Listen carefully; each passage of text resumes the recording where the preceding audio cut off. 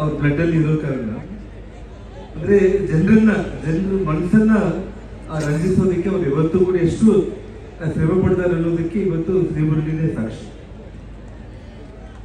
ಯಾಕಂದ್ರೆ ಅವರು ನಮ್ಮ ರಾಜ್ಕುಮಾರ್ ಹಾಡು ಆಡ್ತಾ ಇದ್ರೆ ಇವತ್ತು ಅವ್ರಿಗಿರುವಂತ ಒಂದು ಅಂದ್ರೆ ಇವತ್ತು ಪುನೀತ್ ರಾಜ್ಕುಮಾರ್ ಅವ್ರನ್ನ ಇವತ್ತೇ ನಾವು ಕಳ್ಕೊಂಡಿದ್ದೀವಿ.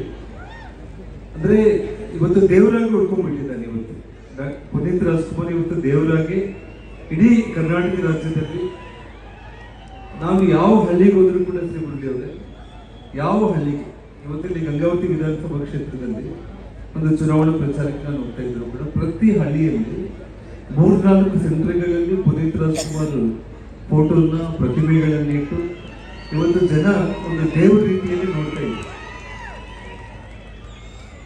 ಅದು ವಿಶೇಷವಾಗಿ ಏನಂತಂದ್ರೆ ನನ್ನ ಮಗ ಅವನ ಚಿಕ್ಕ ಹುಡುಗ 4 ವರ್ಷ ಮಗು ಇದ್ದಾಗಲಿಂದ ಕೂಡ ಪುನೀತ್ ಅವ್ರ ಮುಂದೆ ಡ್ಯಾನ್ಸ್ ಮಾಡ್ತಾ ಇದ್ರು. ಸುಮಾರು 6 ಬಾರಿ ನಮ್ಮ ಮನೆಗೆ ಬಂದಿರ್ತಾರೆ. ಪುನೀತ್ ರಾಜ್ಕುಮಾರ್ ಹಾಡುಗಳಿಗೆ ಅವ್ನು ಹೆಜ್ಜೆ ಹಾಕಿ ಡ್ಯಾನ್ಸ್ ಮಾಡೋದನ್ನ ನೋಡ್ತಾ ಇದ್ದ.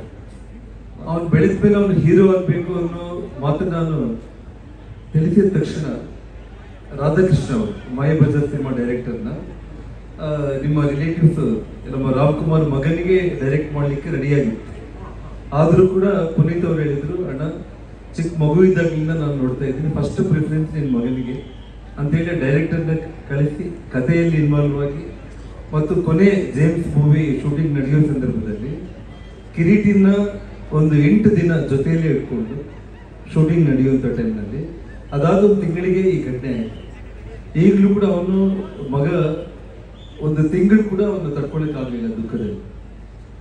ನಾವು ಯಾರು ಕೂಡ ಉಳಿಸ್ಕೊಳ್ಳೋದಕ್ಕೆ ಸಾಧ್ಯ ಆಗಲಿಲ್ಲ. ಬಟ್ ಅವರ ಆತ್ಮ ಇಡೀ ಕರ್ನಾಟಕ ರಾಜ್ಯ ಅಲ್ಲ, ಪ್ರತಿಯೊಬ್ಬ ಕನ್ನಡಿಗರ ಒಂದು ಹೃದಯದಲ್ಲಿ ಯಾವತ್ತಿಗೂ ಶಾಶ್ವತವಾಗಿ ಅವರು ಅದನ್ನು ನಾನು ಏನು ಹೆಚ್ಚಾಗಿ ಮಾತಾಡ್ಲಿಕ್ಕೆ ನನಗೆ ನಿಜವಾಗ್ಲೂ ಕೂಡ ಅರ್ಥ ಇಲ್ಲ.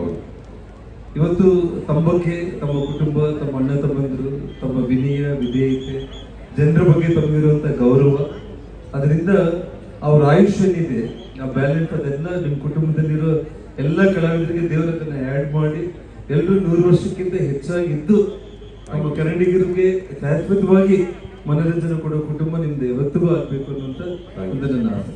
ನಿಮ್ಮ ಸಹಕಾರ, ನಿಮ್ಮ ಪ್ರೀತಿ ಮತ್ತು ಬಹಿರ ತಮ್ಮ ಚಿತ್ರ ಏನಿದೆ, ನನಗೆ ಶೂಟಿಂಗ್ ನಡೆಯೋ ಟೈಮಲ್ಲಿ ಪ್ರತಿಯೊಂದು ಡಾಕ್ಟರ್ ಸೂರಿ ನಿರ್ದೇಶಕರು